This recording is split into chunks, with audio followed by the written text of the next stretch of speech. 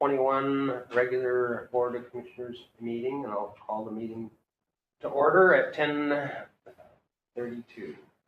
And we will start with Pledge of Allegiance. I pledge allegiance to the flag of the United States of America and to the republic for which it stands, one nation, under God, indivisible, with liberty and justice for all.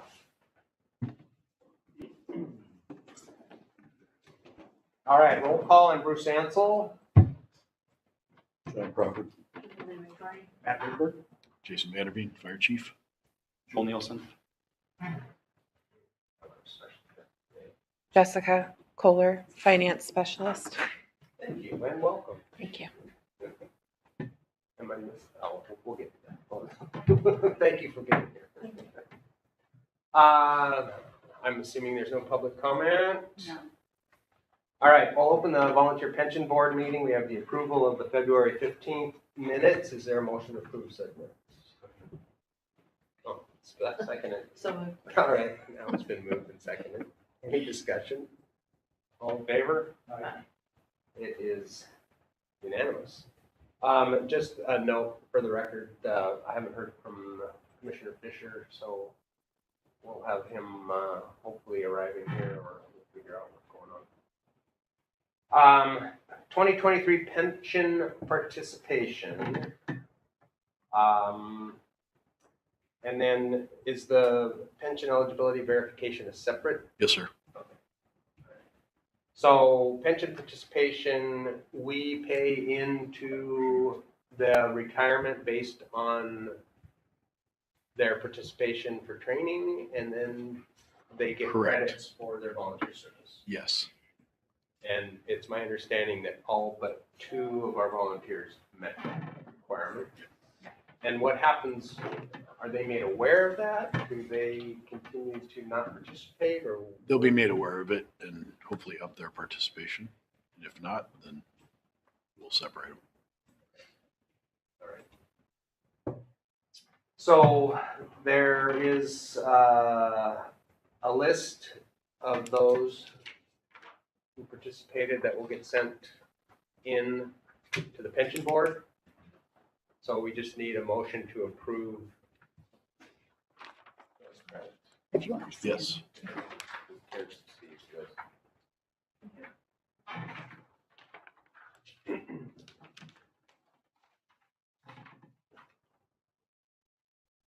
And if there is a motion to approve.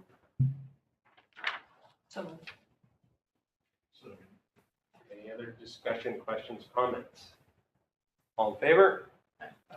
It's unanimous. Pension eligibility verification. We have one member with 17 years of service. What? Daryl Palinkas from District 4. Okay. And he wants his pension? Is that what we're doing here, or Is is it that? lump sum or no, it's pension. pension? Okay. But he's a D4? He's a District 4, and because we are the ones that pay into District 4s, because they're all lumped, Okay.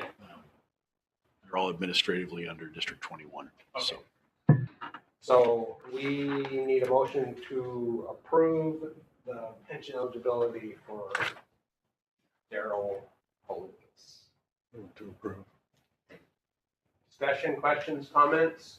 I do have a question. So for District 4 personnel, we're paying out on the pensions for staff there? District 4 is paid. He was never a District 21 volunteer. He was gone before District 4 and District 21 came together. The state has just, as I understand it, has just merged that, like, because we're the administrative body for District 4, we have to sign off on them.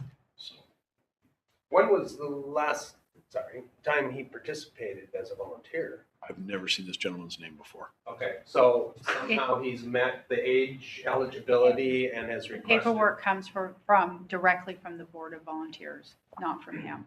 He just has to sign the paperwork, but it goes And- through them. It doesn't cost us any Right, money. I mean, the money was paid into the pension system by 4 D years 4 ago. years ago, Yes, and sir. now we're just saying you can go ahead. Just saying you can access it. Perfect. All So, right, all in favor? Aye. Unanimous, thank you. All right, we'll close the volunteer pension board meeting. It's 10:37. We'll open the regular board of commissioners meeting, and the first item is the approval of the consent agenda. Is there a motion to approve?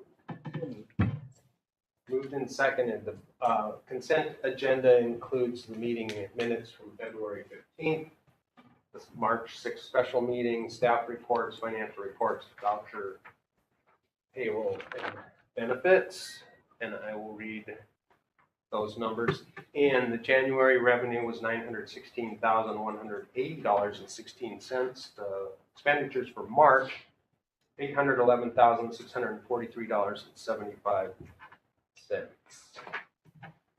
Employee direct deposit payroll, $375,980.37. Payroll taxes, $85,655.74. Benefits voucher, $238,514.84. Monthly expenditure voucher, $88,913.95. Monthly expenditure voucher, second set, $11,455.44. Capital project facilities, $11,123.41. Discussion, question, comment. I'm just curious. We have two sets of vouchers. Hey, look who's here. nope. Anyway, just how does that happen? Is it a timing issue of? So Jessica's not here to explain that. Okay. I brought her here to introduce herself and just kind of give a synopsis of what she's dove into so far. Anyway, the reason for the two sets of expenditure vouchers is as we've transitioned from one person in the finance office to the other, this was a catch up on something we were late on. We were made aware by Cascade Natural Gas that we were late on some payments or potentially late on some payments. And in order to involve or get away from any fines or possibly having heat shut off at the stations, I made the executive decision to go ahead and pay all the fees, all of the bills, no fees, no fines, ahead of time, and then bring the voucher to you at the board meeting. So this is the $11,123.41 is the sum total. That's 2 months worth of Cascade Natural Gas bills, and we're unsure as to why.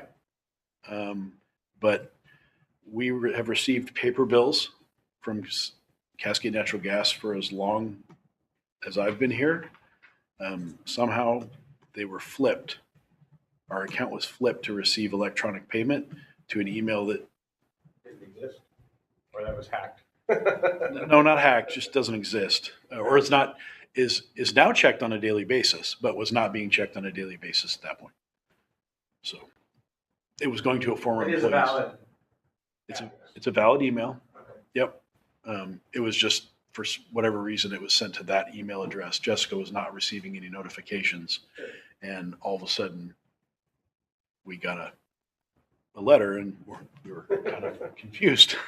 So no fault of Jessica's. It was I'm not sure what happened. Are we checking the email or we? Absolutely, every single day. Yep. And what we've done now is that now Jessica's taken the time to go into every single account. Actually, Jessica and I have gone into every single account and made sure that for Comcast, for Cascade Natural Gas, for PSE, for all of our utilities, she is now registered as the person along with me. So there's not one person registered to anything anymore when it comes to utility bills. So we're both getting, which is something we've been working towards. We just didn't have it on that set.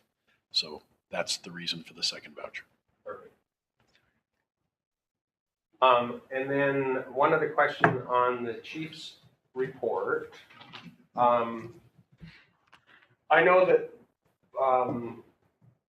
we, the fire districts in the county, have been arguing over the BLS funds, and I'm just curious what this first response agreement topic is about.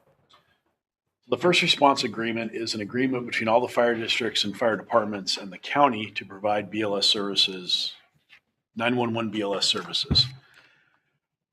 Since the last levy and the BLS allocation came into play, there was a need to update the agreement. The agreement had stood for years and years and years, just as a longstanding agreement.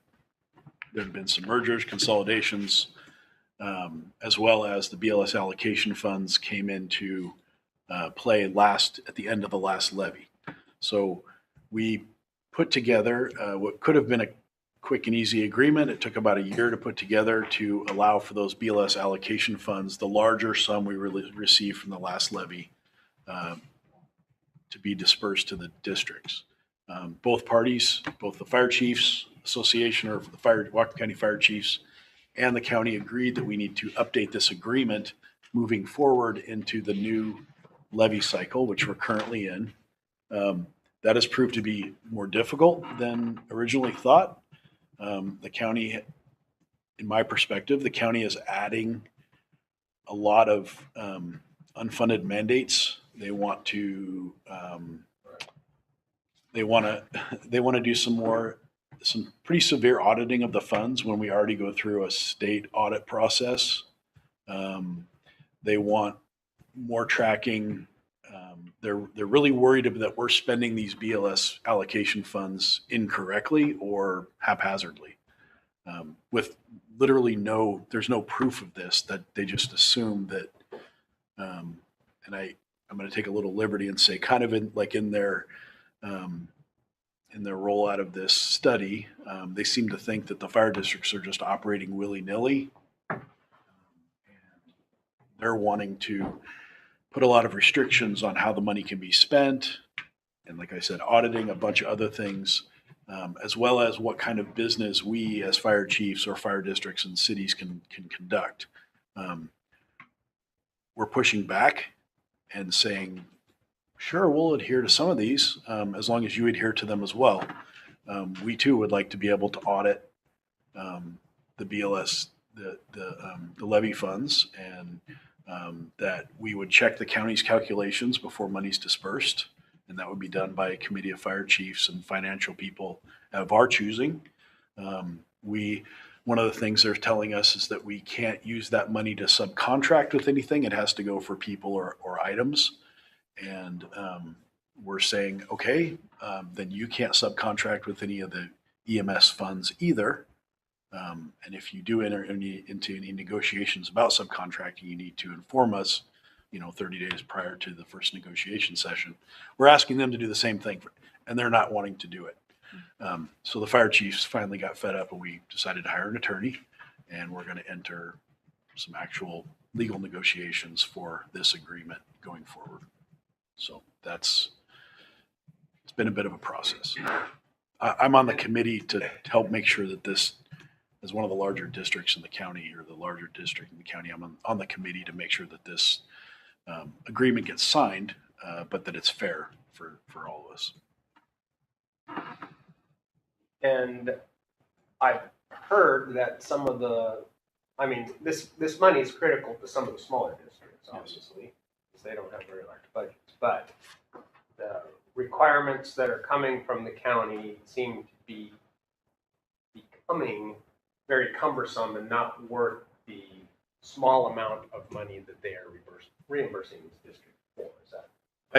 I have heard other fire chiefs and even thought myself that at some point these requirements that they're asking us to be beholden to aren't worth the $192,000. It won't take that much staff time, but it's kind of a point of contention that they want to worm their way into our business and really don't seem to trust us at all with even the most basic functions of government to receive this money. There are smaller districts that they don't have admin staff that can do these audits. They are super cumbersome for them to work through, and it's very difficult. And there's smaller districts that are just like, nah, it's not worth the $10,000 I get. Thank you. Any other questions on the consent agenda? All in favor? Hi. Unanimous. Commissioner meeting reports.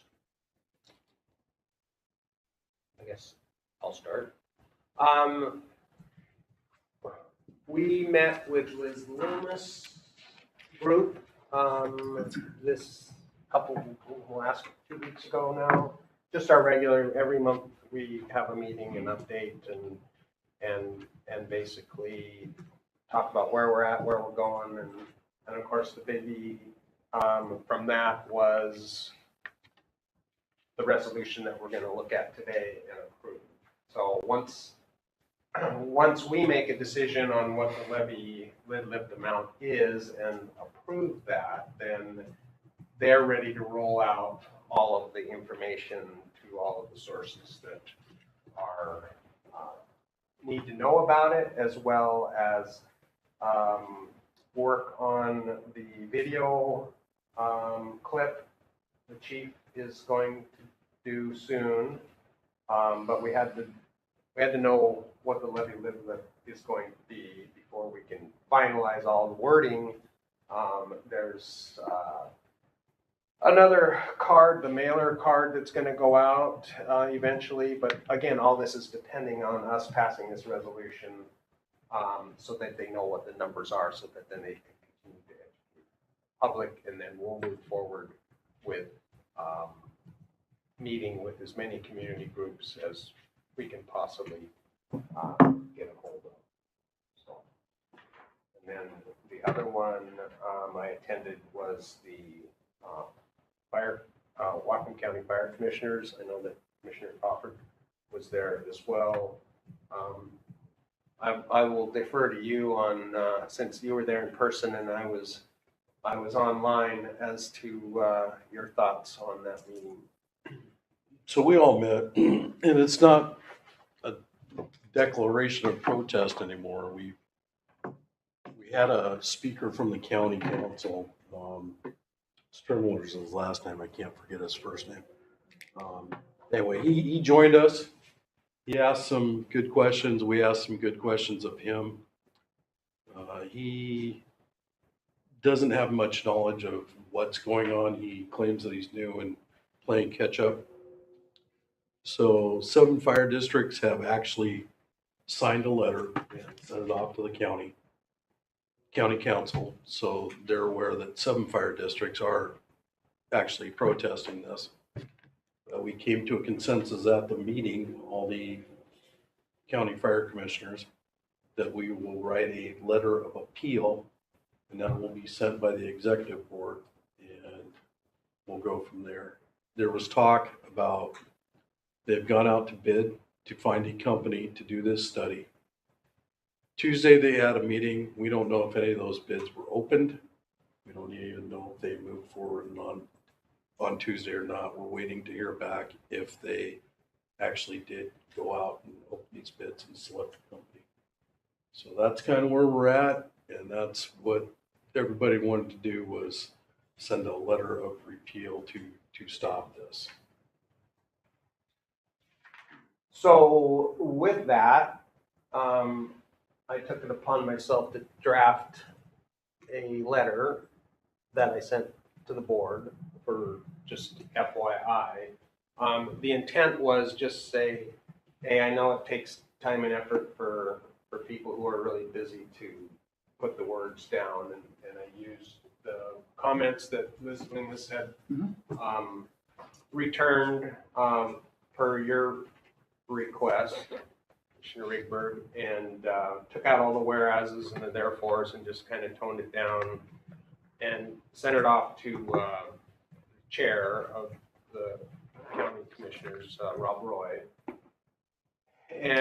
Graham. And basically, at this point, it's with him and one of the commissioners from District 1. I said, look, here's just an idea. I don't have, if this is what you want to do, great. If not, if you want to edit it, if you want to do something else with it, here's just some thoughts on paper to start with, and go forth and prosper. And I haven't, that was a few days ago, and I haven't heard anything more back. So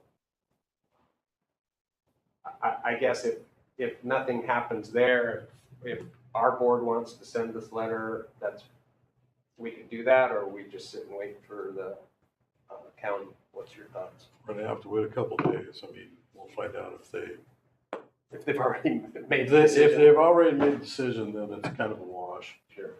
So, but I haven't heard back from Peoples if they did anything or not, so. And I haven't reached out to Rob to find out where the letter's at. Okay. Any other meetings? You've been gone. But you, go ahead. Yeah, I'm working on getting some community meetings put together for the east side of our district. And I had the honor and privilege to attend the National Fire Academy. And it was a great experience and a lot of learning about the FEMA grant process while networking with people from all over the country. And while college was a long time ago, I got 92% on my final exam. And yeah, it was Isn't very this where we're intense. supposed to say only 92? Thanks, Dad. No. These are my notebooks. We went through every page in 6 days. It was a lot of learning. We had 8 hours. I can check that on the airplane. My suitcase was very heavy. Yeah, we met from 8 to 5 every day, and then we had 2 to 3 hours of reading and homework every night. And, yeah, so, Well, wonderful. Congratulations. but I learned a lot. Thank It you was, for going. yeah, thanks for letting me have the. Just the stuff you sent already. I read through that grant application from Nag's Head yesterday. And like, that's good stuff, just to be able to share those things, right? To make those Yeah. connections. But, I mean, after reading that one, I thought ours was really good. That was my Yep. thought too. That's my third thing too, that we got my first FEMA grant submitted on February, what was that, 27th, 28th? Yeah. I mean, I didn't see anything in, so this one was awarded, Yes. and I didn't see anything in there that kind of outsmarted us. No. In fact, I thought ours was a notch better. So, congratulations. Yeah. And they only have 11 miles of beach. Yeah. But they're close. Right. They get 50,000 tourists in the summertime. Yeah, so. Wow, all right.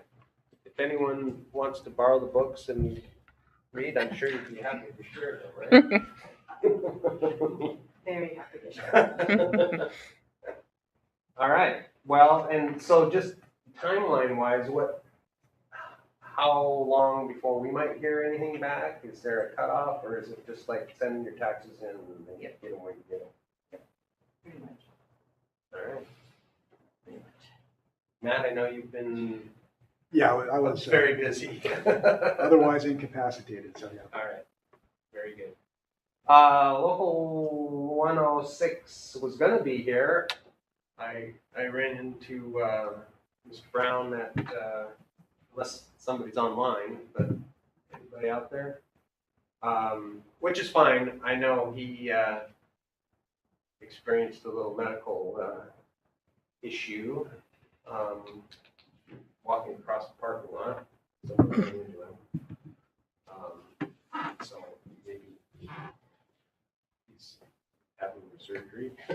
He just texted me and said that he'll watch the meeting later, but he wanted me to, for the local 106 report, just say that that they've been working and they're finished up, at least TAing some of the battalion chief articles in the contract, as well as they've been participating in the hiring process, which I talked about briefly in my chief's report. Oh, yeah, I was gonna ask you. We're looking forward to the hiring of those. So we had 50 some odd applications that got whittled down to 20 some odd, nearly 30. And where are we in that? nine finalists for chiefs interviews, which happen tomorrow. Okay. So All right. And the hope is to hire 5. 5. And of those 9, are there any laterals? Okay. All right. All right. if I could, really quick, Sure. would just like to formally introduce Jessica Kohler to the board. Is this an okay time to do this? Yeah, we could do it under new business if you'd like. Okay, we'll wait till new business. I'm gonna make her stay as long as possible. I rode with him, Oh. so. Captain on Oh, actually, Bruce, so, While we're on the topic of hiring, can I ask a quick question? yeah, absolutely. How do those numbers for applications look compared to a year ago? Are we seeing? We're getting better. We're getting better. If we really wanted to increase our, so I think we had 150 total applicants. We then will, HR, Kelly and I go through them and look for disqualifying items that might have happened in their past, DWIs or, arrests for certain items. And then bring forward, I think we brought 60 some odd people to speed interviews, which is a quick, just like less than 10-minute interview, just to get a kind of a quick judge of the person. And then they do the more in-depth panel interview and then a chief's interview. Bellingham, now bigger department, has more vacancies. They're doing speed interviews for about 450 people. Their big difference between them and us is they don't require EMT. They teach EMT as part of their recruit academy. And that is just an obstacle I can't figure out how to get over in my head.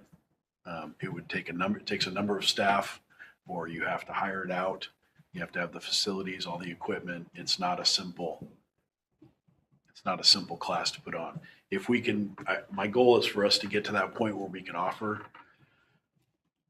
to teach EMT as part of our academy. We'd make everybody go through it, whether you got it or not, just so everybody's on a level playing field. But it's a big cost.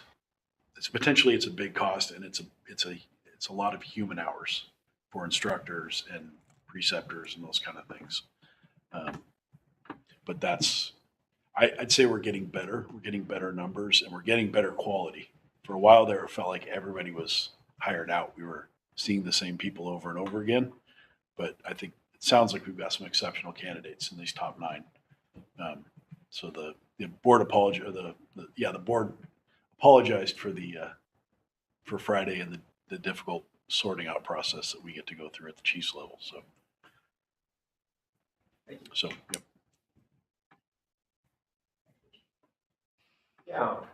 I'm going to back up, sorry, to Commissioner meeting reports, just because of the article I saw in the Northern Light about the library condo project. And I know that I kind of posed a question to the two of you, just out of curiosity, and maybe you can speak to my concern if the city of Blaine all of a sudden decides that 5-story residential complexes or higher become a reality. What sort of authority do we have to say, well, that's really great, but we can't fight a fire there unless we have a new ladder truck or staff to staff it? Do we have any legs in that? That would be up to chief. Are we talking code wise? Yeah. Or Yeah. nothing in the code that I can find. Can we stop a project if they didn't comply to something like that? I don't know. I have to check into it. I mean, we have to issue a letter. We have to, on a project, we'd have to check with legal on that. Right. No, but I'd love for Blaine to have new development and, build all those residential condos on the bluff up there and add all kinds of revenue to the city. But all of that is done sort of in a vacuum of the fire service and even police. Right. At least they have their own police department, but it's just kind of like, well, here's a whole bunch more stuff and a bunch of elevation and a bunch of change in how we might tactically approach something, and we got no more people to do it with. You're gonna get battalion chief coming back from a call, being first in with nobody there, to the 5th floor of a kitchen fire in a condo, and I think we're putting ourselves at significant risk. Right. You're talking, yeah, it's, frankly, we're staffed and equipped for Redmond in 1984. And what you're talking about is Redmond in 2024, right? If you've been down there, it's gone from a suburban community, 1-story shops, Little shops. to 5/1s. 5/1s everywhere. The whole city is 5/1s, and that's what they're talking about, starting in the center. And I think I absolutely see a concern. I think we'd have to be really careful legally, but I do think there's a chance for us to at least work together to help them help them help us.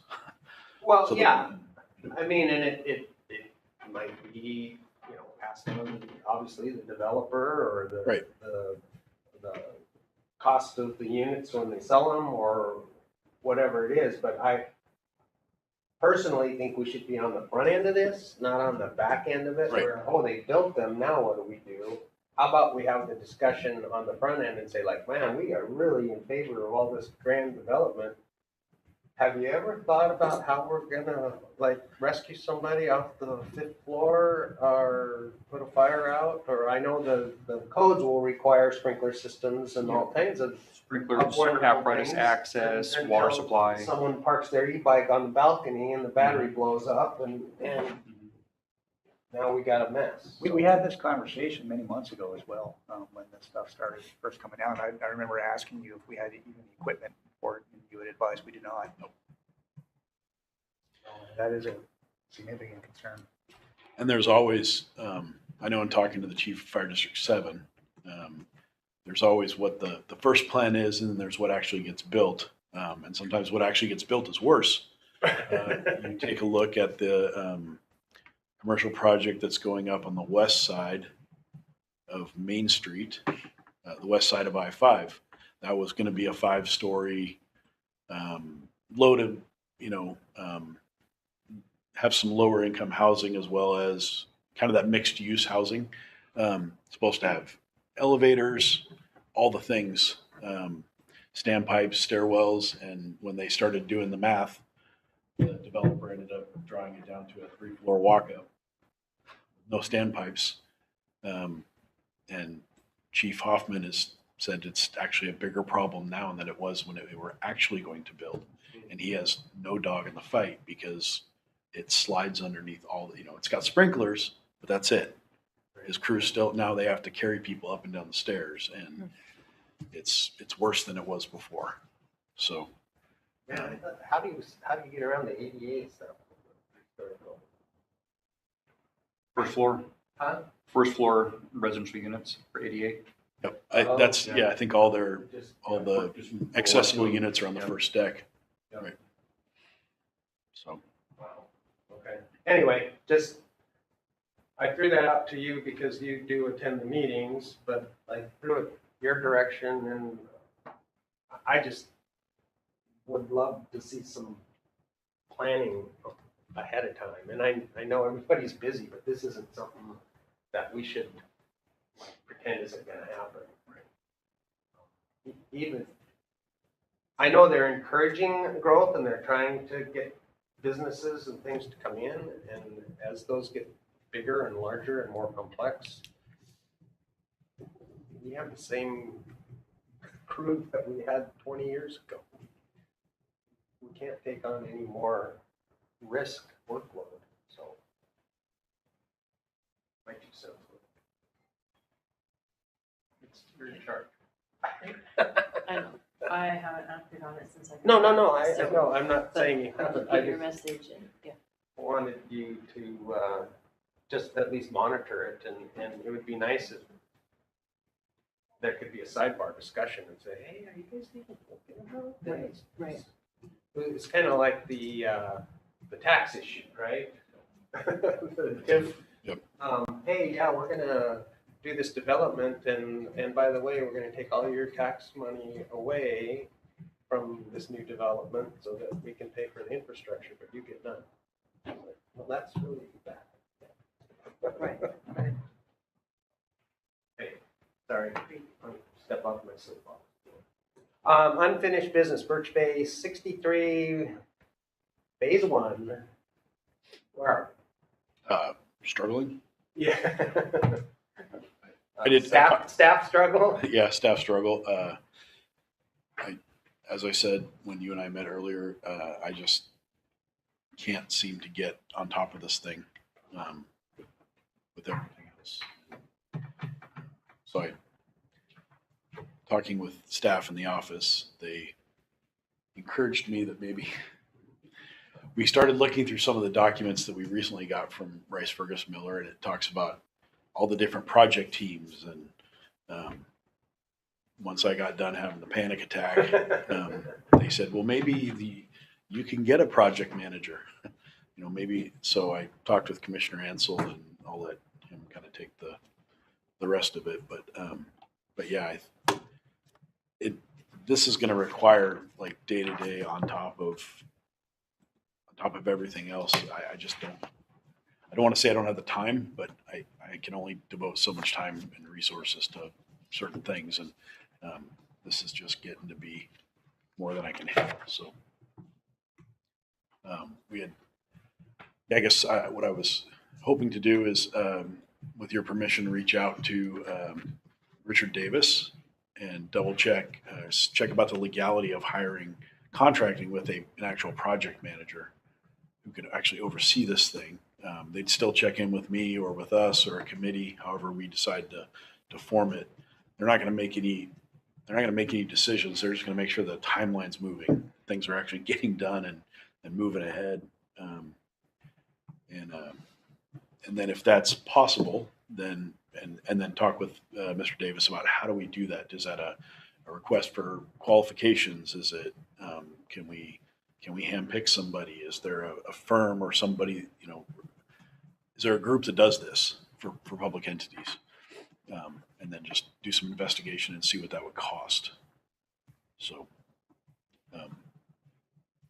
just separately, Chief Ward's not going to be coming back to be able to help me anytime soon. So this is the status we're in. So I think that's an outstanding idea. I think that would take about 20 hours of your work week and consolidate it into a hour weekly meeting where you can say yay or nay to decisions that are laid out in front of you, as opposed to having to work your way through those things. I'm very supportive of that. I don't know about the rest of the board. I think that's a very efficient and excellent idea. good. I have someone in mind too. Good. If we can hire out in handpick or. Right. I'm sure he'll check all the boxes we would need. Okay. Yeah, I think we need to move forward with talking with Rich before we jump Yeah. through too many hoops. Nope. That would be the first. Is this even possible? So Probably have to go out for RFP and all that, something like that. yes, you're probably right. I think it will make the project more efficient, having someone who's constantly on top of it, making sure the crews are showing up, whatever needs to be done today or this week. And And just even in this first phase where we're, they're looking for documents or they're looking for, as-built on 63 or titles. They know, I don't have to, I don't have to do the research on how to do the research. They know how to do this, and they can be much more efficient than I can. and accountability, and just keeps people moving. All right, I agree. We've said for a couple of years now that we're understaffed at the administrative level. In larger departments, there is a assistant chief or deputy that handles facilities and takes care of all this, but I'm sure they still hire consultants and other people to assist with the technical stuff. So I'm hearing the board say, yes, we're in favor of you contacting Richard Davis, figuring out what's the best way to move forward, and then let's get someone to manage this project so we can get it rolling. Yeah, we gotta move. Thank you. And I want to give credit where credit's due. This was actually Jenny's idea. We know the rest of it. She doesn't like to be pointed singled out, but I'm going to do it. So Gotta have the smart one in the office. thanks, I think. Thank you, Jim. All right, Simeon, we're just waiting for the bid thing. Or? No, I met with an engineer out there, That's and we right. went gotta through. get some- Yeah, we went through kind of everything that we put in that scope of work and looked at all the things. He's took a bunch of measurements, pictures, videos, all that stuff, and we'll get it back here in the next couple of weeks with what. At the same time, a gentleman from the building construction side at City of Blaine was there to give us an idea of permits and what would need to be individually permitted. If there was engineering work on X, that would need to be an individual permit. The City of Blaine is also going through a little bit of flux. This was the residential inspector guy. The commercial, the one on the commercial side is to be filled. And I guess they have somebody coming in. You go first. Yep. So everything was kind of, all of his things were done with a little asterisk, like, this is what I would want. So knock on wood, and hopefully the person coming in to the commercial building side will agree, but with what kind of track we're going down. But yeah, we have been moving forward on the 62 project and identifying the engineer was very helpful in looking beyond what we're looking at, as far as like, you may want to take this into consideration, not just to add expense to the project, but just so it's done once and done right. As far as, maybe changing angles on that back deck so the water sloughs off as opposed So it to, flows away from the building? so things like that. So. All right, so we will stay tuned on that. Are we, is there a timeline to hear back from these engineers or permits? He said about 2 to 3 weeks he should hear back. So we should hear back from him. So. And that hopefully will be a complete list of what we're gonna need before we dive into this. Yep. So that when July 1st hits. The big concern is that back wall, and Whether it's structurally sound or? he's not worried about structurally sound, but the amount of work that needs to be done. Does a beam need to be put in place on top of the header? Okay. Because of the amount of work to bring it up to the new code, maybe it didn't. It just had like gang nailed 2x6s or 2x12s up there before. But now, does it require a glue lam beam or something like that in there? Because of the load for the stairs and the Yes, deck. the load of the stairs and the deck. Yeah. Yep. So that was why we brought him in Sure. initially. So Yeah, we'd hate to get it all framed in and painted and then decide that steel I-beam should have been put in before we did. So, All right, thank you. Any other unfinished business? New business. Let's start with our guest, Jessica. Welcome. Thank you. And is there anything in particular that you have for us, or are we just making sure everybody on the board knows who you are and understands what a wonderful job you've been doing converting us to the newer, faster, quicker, better programming that makes your office much more efficient? Is that fair? I think it's just a fresh set of eyes and a different set of experiences. And yeah, it's been a really good transition. My hat's off to Jessica and Kelly and Jenny. I'm now the odd man out. There's Jessica, Just realizing that. yeah.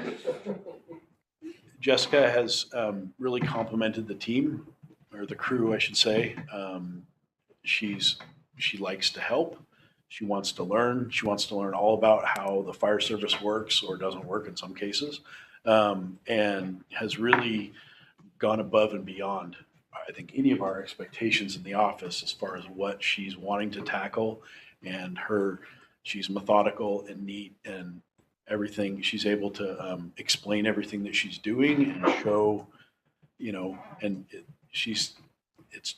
it's very different, and it's been great for the department. It's been great for the district. I think the employees have really enjoyed those that have worked with her on things.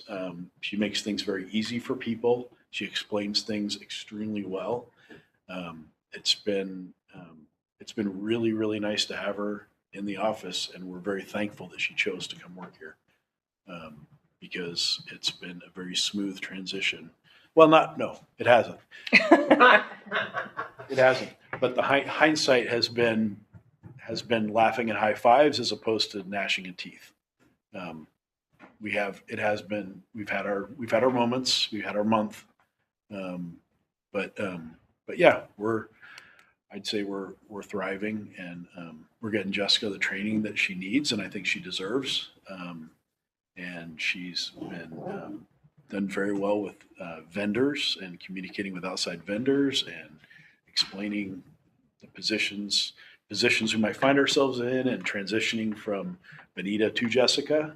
She's made that seamless with all of our vendors. Yeah, she's just been really awesome to work with, and we're very thankful to have her. So Thank you. you're welcome.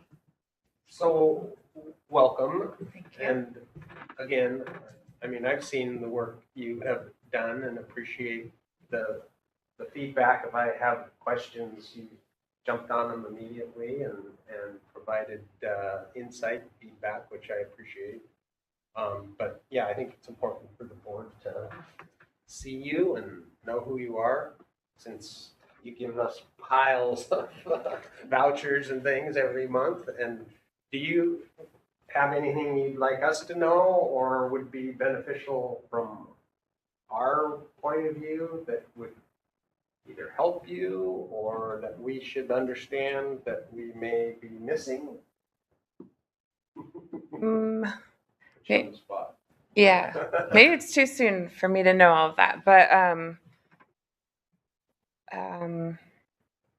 I thought this was just going to be a meet and greet, but Sorry, I ask a lot of it's questions.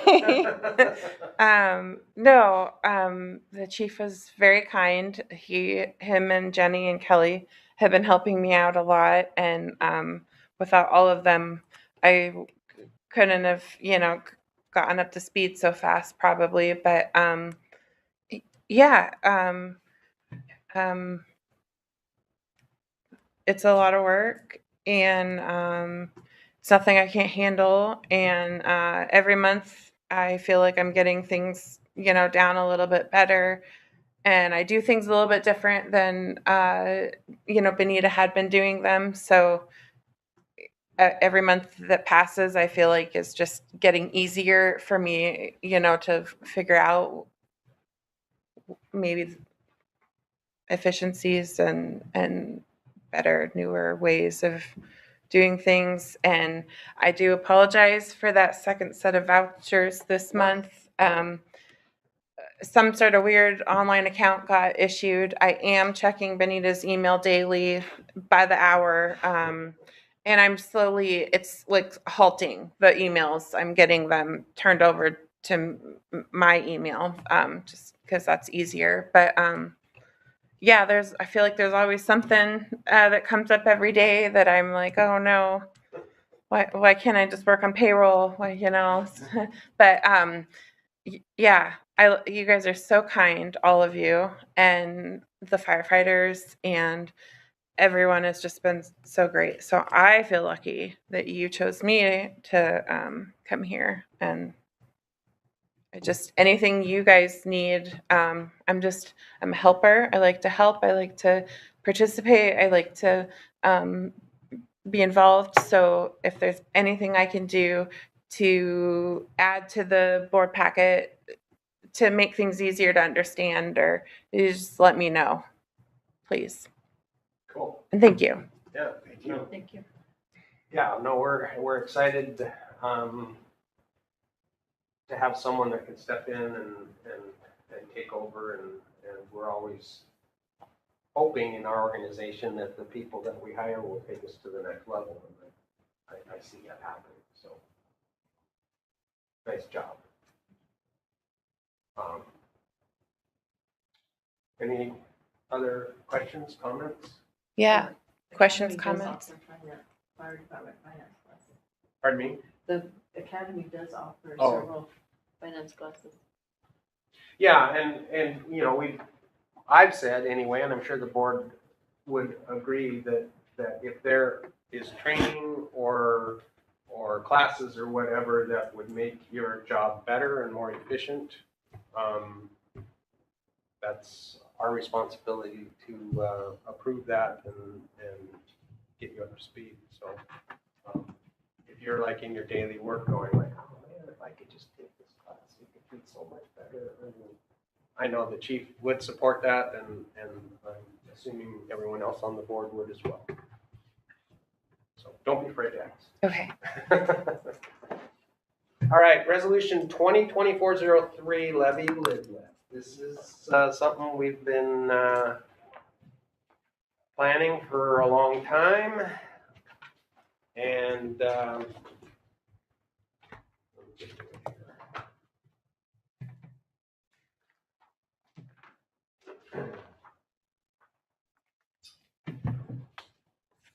so we had our public hearing March 6th, and because of the little snafu in the newspaper, we actually met again, the chief and I, on March 7th, and we had 2 people show up that night as well.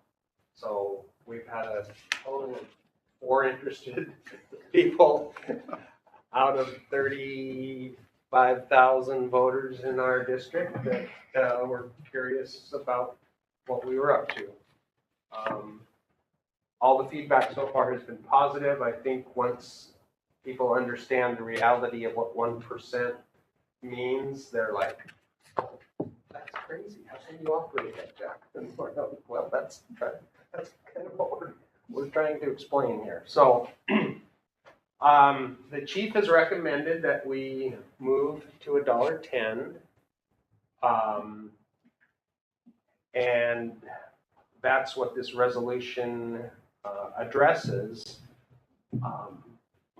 The other thing that we haven't, well, since 2006, no one's had to worry about it, but the legislature failed to move any bills through the state that would increase the 1%. There was a couple bills, I think one in the House, one in the Senate, that was going to allow junior taxing districts to go up to 3%.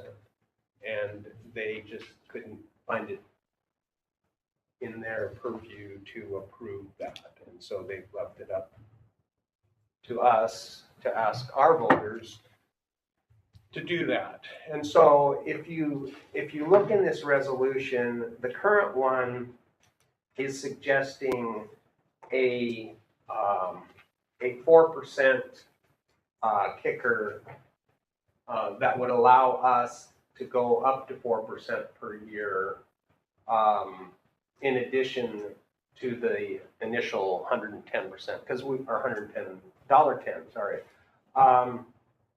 We know that after the first year, 2025, in 2026, the $1.10 is going to go down, and it could go down a few cents, or it could go down 10 or 15 cents, and we can't operate that way. So we kicked around, should we do a 3%? Should we do a 4%? I've looked at other districts across the state, and they're anywhere from 1 to 6%. The ones that are at 6%, actually, their levy rates are $1.50. So, I did also find, I think it was Kitsap 18, which is Paulsbo. I kind of like their language. They have it tied to COLA rather than, my fear, if we set a percentage, whether it be 1, 3, 5, is that gives people something to question our authority to tax them, right? Well, 4%, I don't want you to raise it 4%. You know, what if inflation, what if COLA is only 2%? You're going to raise it 4%? Of course, my comeback is, what if it's 6%? We can't go over 4%. So, but you never win that argument. So, rather than have the argument, this is up for board discussion and approval, because we need to approve this resolution today. We either set a percentage of 3 or 4, in my opinion, not to exceed $1.50, and the language in the ballot would say up to either 3% or 4%. Or an alternative would be to set the limit factor. This is quoting out of Paulsbo's levy language. Set the limit factor for each of the following 5 years at 100% plus the annual percentage change in the consumer price index, or 1%, whichever is greater, not to exceed the $1.50. So then if people came to us and said, oh my gosh, you're going to raise it following the consumer price index, that's not a number we control. That's a number we look up and we go like, hey, it's 2.8%. So this year we're going to take it 2.8% and go from there. I'm open to ideas. This current one is written at not to exceed up to 4%. I'm suggesting that we consider the COLA language or not. Up to you guys. I mean, I want to hear from everybody. So who wants to go first? I'll be first. All right. South Wacom, didn't they do 1 to 3%? They did 4. They did 4. And they got it passed, correct? They did. And well, yeah, Jenny, you have their. Sorry, I gave it back to you and said we won't need that. Within it. Oh man, look at that.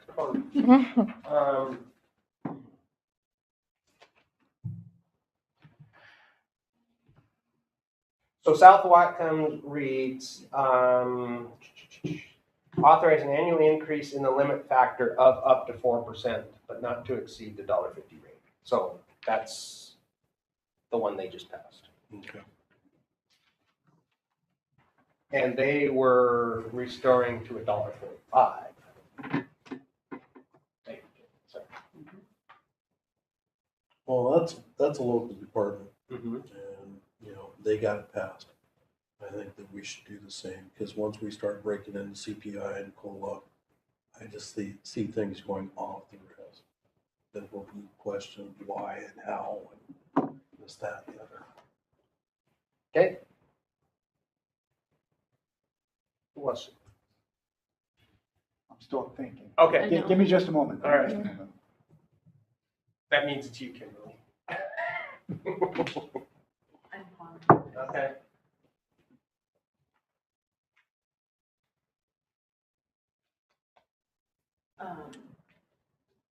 I kind of like the language that you read out of there, the COLA and the CPI, because I think people resonate with that. Okay, and Carl, I'll be devil's advocate. CPI is 6 or 9.5%. I didn't know. No, I'm just saying hypothetically. Yeah. Now you as a voter are going like, oh my gosh, we can't afford that. That's huge. I mean, But I like what John said too, that a local, their language passed and the voters accepted that. And then we just, I'm on the fence. I'll write the picket. I have to think more about it. I I'm don't not good like, off the code. sorry, I don't like the idea of anything being tied to the COLA. Okay, That actually doesn't resonate with me. All right. It causes me apprehension. What I'm thinking about more is the 3 versus 4 versus 5%. I think it does become more palatable when you compare it to another fire district, saying that they did this at this level and they're, you know, a brother or sister agency. Basically, it has more appeal to me as a voter. Look at it and say, this seems to be fair to what other agencies are doing. Okay. So I would lean more towards that. okay. And just FYI, I did talk with Liz Loomis about the number as well. Before, I didn't talk to her about tying it to a COLA.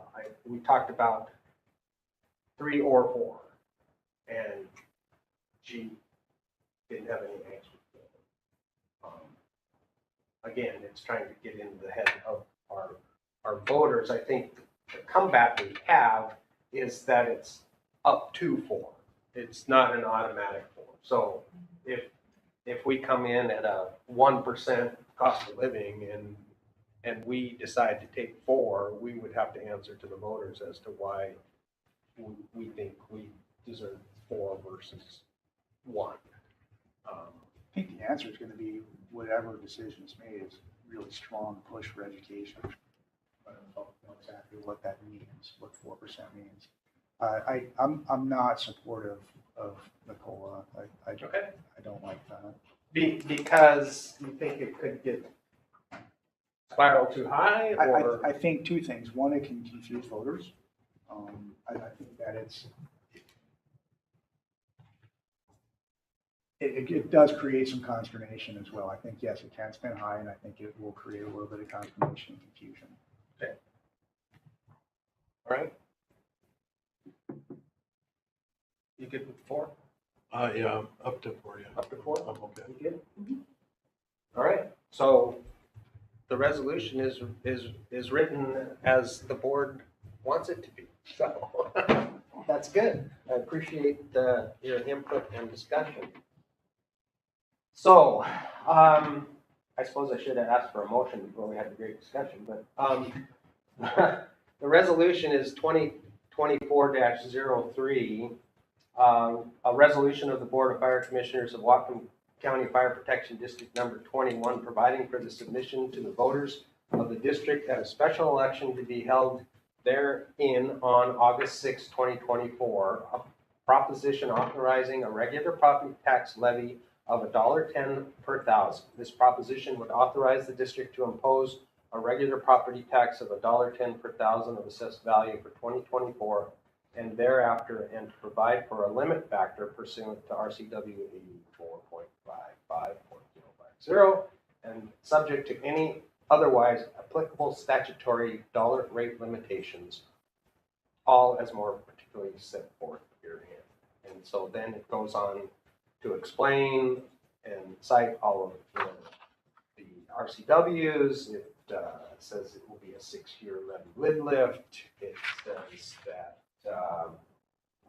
we are in need of the monies, that we have demonstrated that we can no longer function on the existing 76 cents per thousand that we are currently levying, and the language that will go into the voters pamphlet or on the ballot was the $1.10 with up to 4%, not to exceed $1.50. So, is there a motion and a second?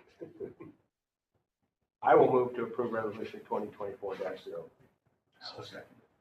Multiple seconds. Any other discussion, comments? Chief, do you have anything else that I'm missing here? Oh, sir, just looking around real quick at the county. South Wacom, District 14, District 1 all have that limit factor or have some portion of a limit factor applied to their current levies. So we're not breaking trail. Right. It's more common. Right, like I said, the state legislature failed to do it and they threw it back to us. You know, we're the electeds and we need to fund the fire district, so. Oh, and I can add Right, District yeah. 4 to this. District 4 also has 103% limit factor. So Anyone else? All in favor? Aye. It's unanimous, thank you. Now, we can move forward. I think, Jenny, this one requires that we just put the resolution number in on page 2. Yes. I think that's the only blank that's left Okay. in there. Now that information will go back to Liz Loomis and company, and they will finish generating all of the information to go out to the public, and we can start scheduling meetings with the public. In fact, the gentleman I picked up at the airport last night said, "What is going on with the levy ritual?" So he's a close friend of mine, so he doesn't know, then it's time to get the message out. Okay, so we are also in need of a pro and con committee. We are required by statute to advertise that a minimum of 3 ways. One of them is right here, right now. I'm asking for anyone that's watching or here to be on a pro or con committee for the voters pamphlet. Another one can be in our newsletter. Help me out here. I saw this list somewhere. Jenny, you sent it out. The website, we can put it on the website. Mhm. You can request volunteers at a commissioner meeting. Or we can just call and ask Make people. direct phone right? calls to potential individuals. Yes. So with that, what do you think of the website requesting direct phone call, flyers, reader board, in their bills, which we don't bill them, direct mail, which we can't do, emails, newsletters, whatever. Anyway, there's a bunch of ways of doing it. So we will post it on our website. We're asking now, and then We'll also do a news release or press release. there you go. All right, so press release asking for pros and cons. What do you think about the gentleman that, was he the one that showed up the first night and sent out your PowerPoint and got feedback from the group? Do you think he might be interested Yeah. in a pro statement? Seems like you might be. Maybe we should shoot him a Reach out to him. phone call or email and say, hey, we're looking for someone to write pro. He sent me an email, so I've got it. Okay. I had Or, go ahead. I had lunch with a friend yesterday too. She was asking me how she could get involved, and Okay. she's always been very involved with the Cancer Society, and so she's been committee leaders and been part of marketing and promotions, and so she has a lot of skill sets. It would be good to have a committee, a group. Mhm. There's spots for 3 people's names, especially if we could get somebody with some, oh, I recognize that name that lives east of I-5. That would be good. Yeah, so maybe if we can coordinate getting 2 or 3 people together. And then, I don't know of anyone who's opposed to this, but I think if we advertise in the paper or newsletter or whatever that we're looking for someone to write the con statement, we've done our due diligence. I think it's, on something like this, I think it would be hard for someone to come out against it in writing, but you gotta ask, so. Even in 2021, we had no the only person interested in writing a con statement did not live in the district. Therefore, they weren't eligible. So Very good. All right. Battalion chief job description. Basically, we have sort of moved forward with staffing this to take the load off of Battalion 76 responsibility from the chief.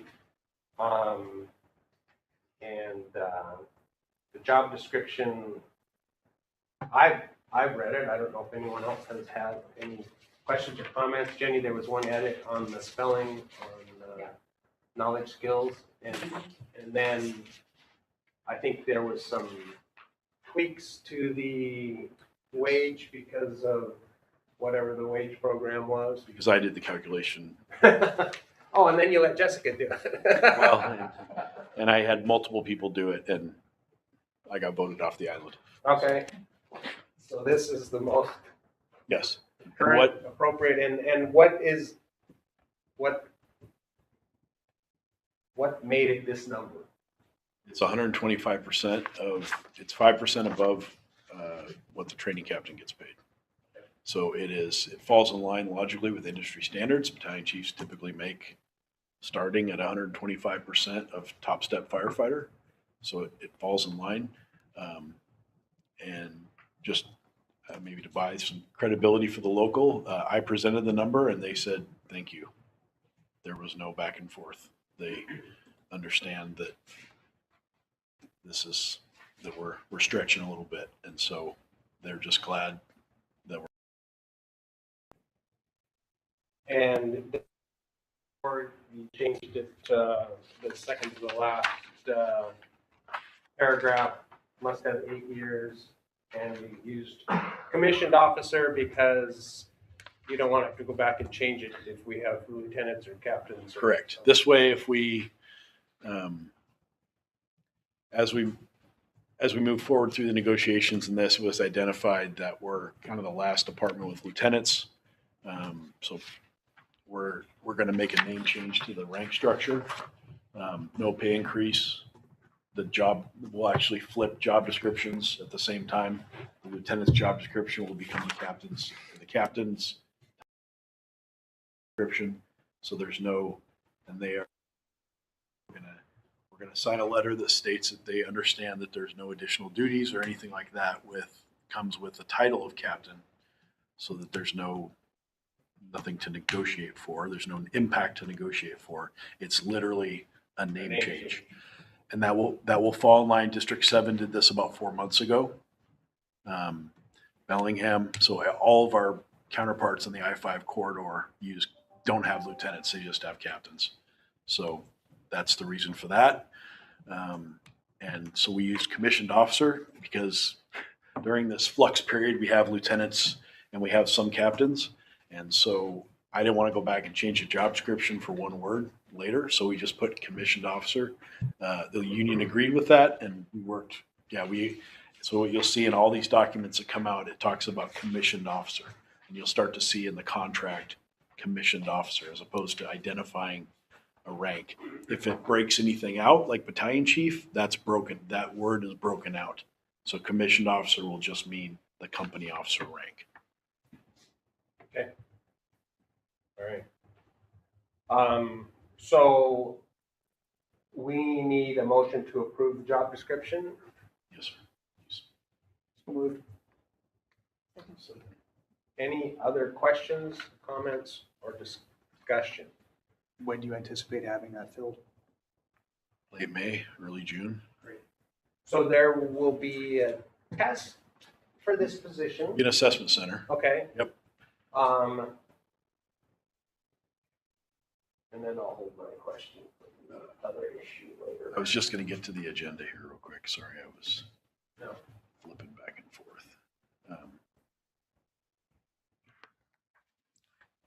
I mean, I can discuss, we can move the bottom one, the collective bargaining agreement, bullet point up one, and I can combine these two if you like. Yeah. We- Let's vote on this. Okay. and then we'll go to the collective bargaining agreement. Any other questions, comments on the job description? I love the new format. It's so much cleaner, and we haven't got, oh yeah, anyway. Whoever is doing all this, thank you. It's just very easy to read, very professional, and I like the format. So, all in favor? Unanimous. Thank Kelly and everyone else who worked on it, and the local for their efforts in agreeing to it. All right, collective bargaining agreement. You have some mid-contract discussions. Yes, and other than the wage to the battalion chief, there's no other financial impacts to the district. It's language that we've been discussing. We have TA'd some articles that revolve around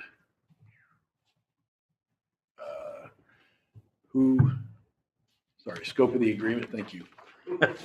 The scope of the agreement. So we've just added battalion chiefs to the agreement. Vacancies and promotions. So we've discussed how the testing process would be done, or the assessment process would be done.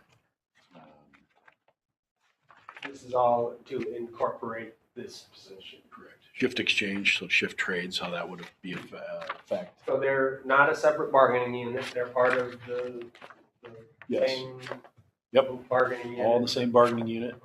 It's not a closed shop. Not a closed shop, and so working out a classification, so acting, we went through, and then vacation, and how basically adding 4 FTEs will affect the vacation picks and the number of officers and firefighters that can be off in a day. So there's no impact. We worked really hard to make sure there's no impact to anybody below the rank of battalion chief on any of these things. We tried to make it cost neutral, or we did make it cost neutral to the district for adding things in like vacation and things like that. We are adding 4 FTEs to the bargaining unit, essentially. So there is going to be a cost, but not making it a closed shop, and allowing captains or lieutenants to act as a battalion chief if they've passed the assessment and if they've reached certain milestones in their career. That will alleviate us from having what some of my counterparts have to deal with, which is where only battalion chiefs can work for battalion chiefs, and it gets very expensive very quick. These are all just provisionally assigned. The local still has to present it to their body, but I do want to go on record and say thank them. We got it done in 2 meetings. It was really easy. There was some struggles, but not too much sweating, and it was a good negotiation, and we're definitely moving forward in the spirit of moving this department to the next step. Probably a couple years too late, but that's all right. We're still getting there. So since there won't be any monetary changes to this, does this have to come back to us to sign as an amended collective bargaining agreement? Or maybe we should ask Richard that. I'll ask Richard, but I don't believe so, because there's no financial impact. Like, nobody's getting a raise. These cost of the battalion chiefs was outlined in the district budget. But I'll double check with Richard. It may not be a bad idea just to have that. You are adding a position, Correct. so probably should. Probably should. Sorry. Nope, that was Thinking good. out loud Yep, here. that's good. Good point. Yep. All right. Any questions? Collective bargaining is done. Capital purchasing policy. So before you today, you have a new policy. This is an additional policy. It's I'm calling it the capital purchasing policy. It's not going to replace anything at this point. It's going to be in addition to our current purchasing policy. Our current purchasing policy covers everything from credit cards to buying something at the hardware store to buying apparatus. The bid laws are changing. things have gotten incredibly more expensive. And in order to best, I say, insulate or protect the district from liability, it seems to behoove us to break out a separate capital purchasing policy, which this outlines all the new state guidelines that are coming in July 1st. And it breaks it down Barney style, how to buy something big and expensive. It makes it easier for staff, makes it easier for, hopefully for Jessica. It talks about small works roster and who we can use. It talks about all the things. This was produced by, Mr. Davis's office. So it came from our attorney. This was also presented to the District 4 board on Monday, and it's in their 30-day consideration period, so that the purchasing policies for both districts match.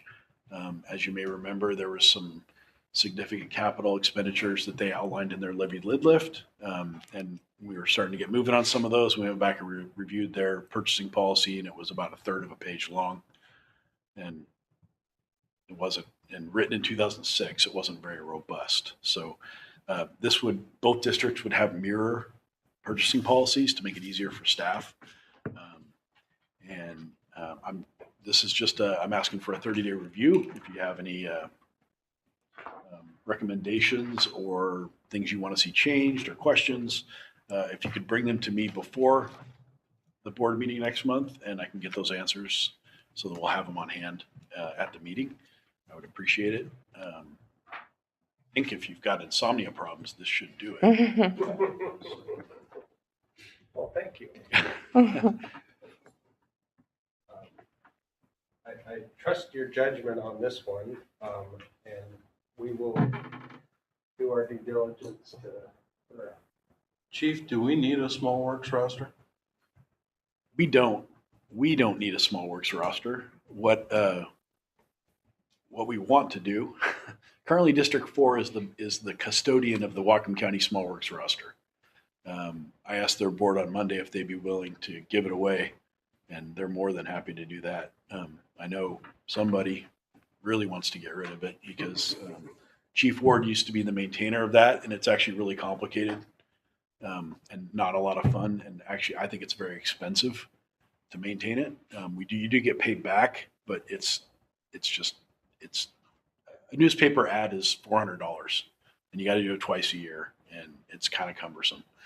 Anyway, District 4, they're okay with getting rid of the small works roster so we can peddle it to a different district that would like it. We can join something like MSRC, which is, I don't know how to explain what they are, but they're a thing that you can use in Washington State. Statewide, yeah. Municipal research. Resource. Yeah, municipal resource. They do, they help government understand government. They help people understand government. They're a resource for small governments and large, but they maintain a small works roster. It's easy to get people signed up. We can refer people to them. It's cheaper than maintaining our own small works roster, and it's a statewide small works roster. So that's the other benefit, is it would allow us to hold from trades further afoot than maybe a local Whatcom County one. And maintaining our own is just cumbersome and time consuming and an already overburdened staff. Yep. So we would have access, but it would require the work. Correct. Sounds like a great way to go. District 7's, I mean, this really only affects District 4, but District 7's already expressed some interest in taking over the small works roster, and yep, exactly. It's like selling a fishing license or a fishing, like you've got shares in small works. It's kind of like traded on the market. Like a timeshare. Oh, yeah. You'd love to use it, but you don't want to own it. Got it. All right. Any other questions? Any other new business? Correspondence? Can I ask- Oh, I sorry. saw in there that procurement for the law, what webinar do we need to, Oh, under correspondence? yeah. Well, does anyone want to go? Is someone from the office gonna? Yes. do that? Yes. Okay. Yep. And some District 4 commissioners have actually also expressed interest because they're going to make their first capital purchases in years. Okay, And so at least 2 District 4 commissioners Nice. have expressed interest. okay. I can see Jessica out of the corner of my eye nodding. I would assume she would like to go. We get a recording of it as well. Sure. So you don't have to watch it when the webinar is on. And I think it's going to be a valuable resource to have. So, So we still need a list of people, I think. Yeah. Want to. So, Okay. so they can, well, whether they attend or not. Just so Yeah. So they will send you the recording Gotcha. after the fact. All right. Is anyone interested in attending this besides our staff? Do you need a commissioner too? Do we need one? we don't need one. But if you're interested, at this point, we're probably getting into the department level, like we'll buy one ticket for everybody that wants to go. So if you'd like to join in on it, it would. I see. Okay. Or we could forward you the, Okay. Yeah, seems like we're gonna be in a lot of purchases coming up, Yes, our 2 station projects. stations and We go down and take the class. Did we? On this one? Same thing, isn't it? The law. Well, I think because the July 1st, It all changed. the law change is, No, I'm good. all right. John and I are willing to allow someone else to take one for the 2 of us. Sounds like me. I'll send you my notes. Don't worry. Thanks. Yeah. Yeah, I'd like the Reader's Digest version. Or Cliff's Notes, whichever. Maybe it'd be Clark. Well, it's Brian now. It used to be Clark's nerd instead, right? Mhm. Brian's his son. Right. Yeah, that's what it is. Anyway, all right. So I Quinn brother. yeah. Father's son out. I had to chuckle, but am very grateful for the letter to the editor about the cat tree, Yeah, that was good. which reminded me of a story that Dan told me one time, but I don't think I can repeat that one. Was that in Toronto where that happened? Which is that? The cat in the tree? Didn't you tell me that story? No, I don't think so. Okay, we'll talk after the meeting, because I wouldn't say that one out loud. Do you know what I'm talking about? Okay. Is that Anyway. the trial story? Didn't have to say about it. Involved, anyway. You know, I remember someone telling me once they've never seen a dead cat in a tree before. Cat skeleton. A cat skeleton, sorry, a cat skeleton in a tree. But, you know, it's certainly, there's nothing better for PR than to go rescue a cat out of a tree. Or a duck out of a drain, or Yeah. something, you know, something fuzzy and warm, and so, thanks to the crew who took it upon themselves. If I could just tell a quick story, Sure. like super fast. We had some pictures for this cat rescue. Okay, Kelly prepared a Facebook post, and I was like, "Are you kidding me? No, we're not putting that on Facebook. I don't want. We're gonna get 1,000 calls."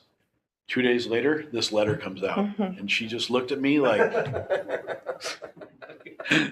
like that's what you get for questioning my Facebook posts. You get a letter to the editor, and I was like, "Really?" Anyway. You know, but so it still highlights to me the type of people we have working here. I mean, they could easily have said, we don't do that, you know, but they didn't. That's pretty cool. All right, 4/18 is our next board meeting. Is everyone good for that? Okay. everyone should have gotten a nice little notice from PDC to file their annual financial report. It took me 2 days to get the right password so that I could log in and complete that, but I was using my own home computer, otherwise I would have thrown it across the room. Anyway, I was able to get it done. I hope the rest of you have either tried or were successful. I'm trying to find my password. Yeah, I mean, it's pretty easy if you download last year's, right? And if not a whole lot has changed, you can just yes. There you go. It was just actually getting into the system, and they kept sending me a code, and I put the code in, and they said, no, that code is expired, and I just kind of happened to be expired, so. Anyway, It's good for 30 that was seconds. fun, yeah, enjoyed that.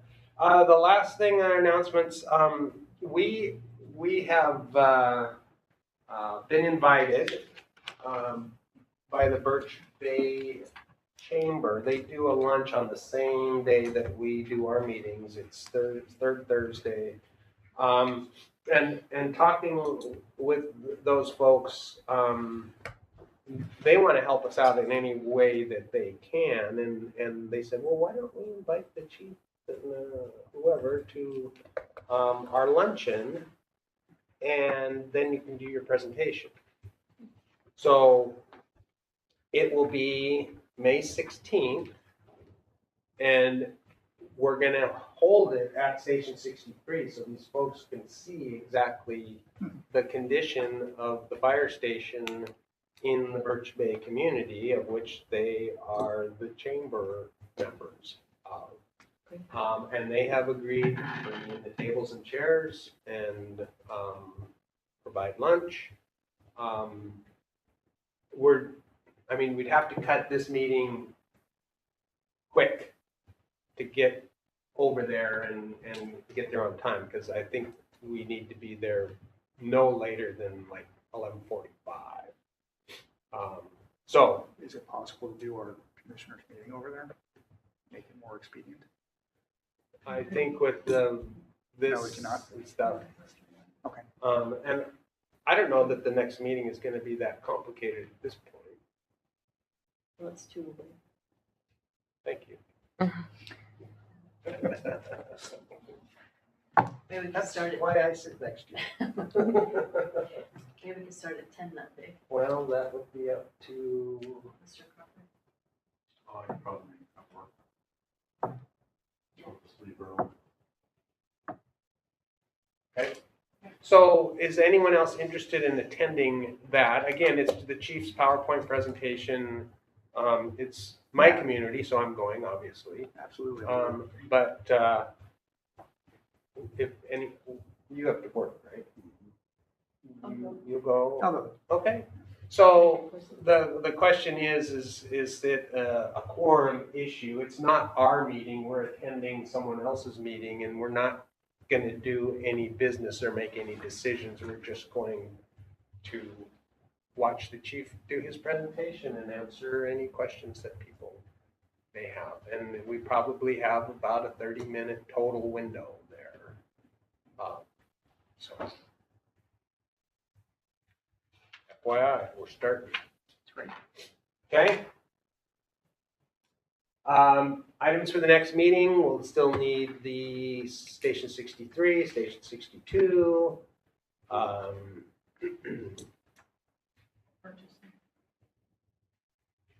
Purchasing policy, yes, we'll have all read it by then. And when you say we'll still need Station 63, you're talking about a project coordinator update? Yes. And then we'll probably have this collective bargaining agreement to sign off on.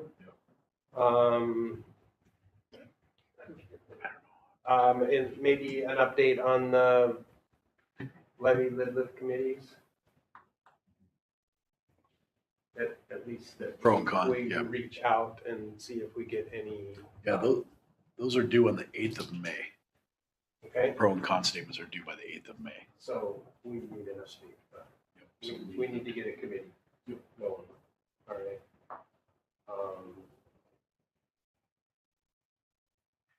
I mean, I can ask down at the chamber if they have a recommendation of someone from the Birch Bay area.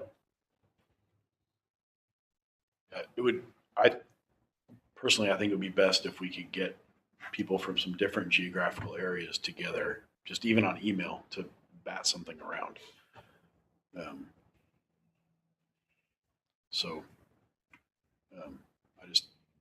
I don't want the project taken away from us, although it's not supposed to be us. It's one of those weird things. Yeah, I know. I'm not sure. Anyway, you have an individual that we need to contact. And then I think the gentleman that sent out the information, he seemed pretty gung ho and pretty capable of getting out the masses. I think just his name on it would have some recognition for that community. Okay. All right.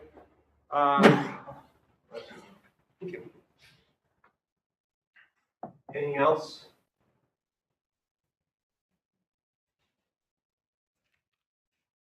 Anything else? Motion to adjourn. So moved. All in favor? All right, let's sign documents and let these folks.